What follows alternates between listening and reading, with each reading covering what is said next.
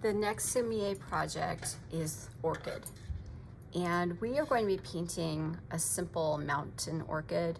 You know, when you think of orchids, generally you think of the ones you can buy in like a plant nursery or even a grocery store, and they're kind of fancy and kind of showy. But the ones we are painting are simple and delicate. They're usually white, so I'm going to keep mine just gray, and that implies white. We are going to learn how to paint the blossoms, or the petals, and the leaves and the stems. Here's just a couple of examples. I'm going to start by showing you how to paint the leaves. And you can see here they look a lot like the bamboo leaves. I've got different variations in terms of value and size and shape. Some start thin, some start a little thicker. And I'd like you to fill up a page with practice. I'm just using some scrap paper here. And if you have scrap paper laying around, that's great, use it. And again, if you think you're gonna run out of black paint, just use one of your other colors and save the black for your final painting. Mixing up like a medium dilution. Get quite a bit of it.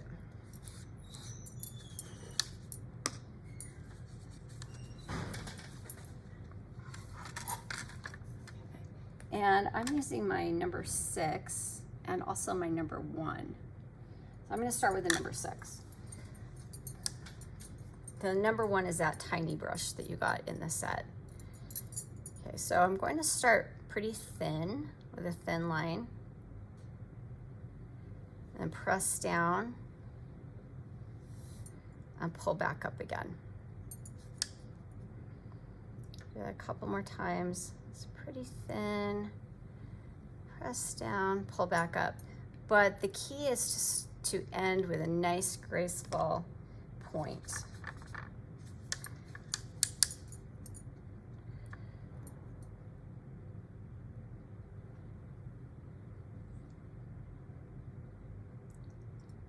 That one's not quite as pretty, that's okay. I'm gonna paint some that look like they're turned to the side. So for those, it'll be really thin. Get a little thicker and then thin out again. What you wanna be able to do is have some nice variety. That's the key. So we'll make some that are turning. Pressing down, pulling up again, and pressing down again, but ending with a nice point.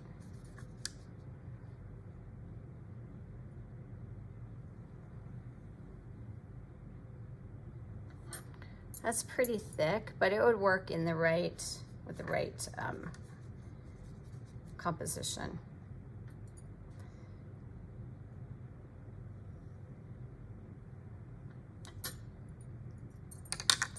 I'm also going to practice using my tiny brush. Believe it or not, you can make some pretty nice orchid leaves even with this tiny brush.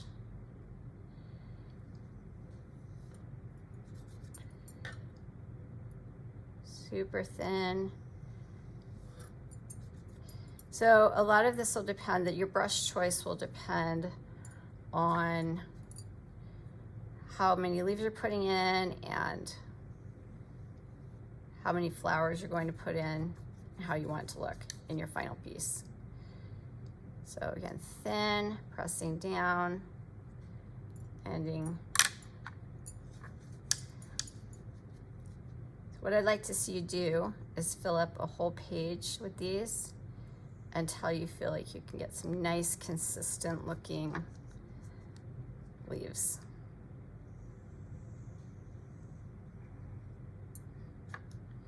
I'm going to make some that are short and kind of thicker. Let's start out thick.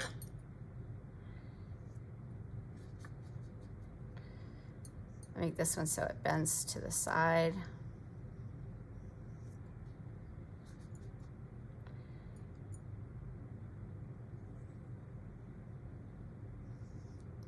Make one that looks like it's in the wind.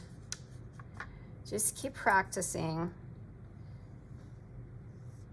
look at the examples on the presentation in this module, or the first module, and until you feel like you got it down.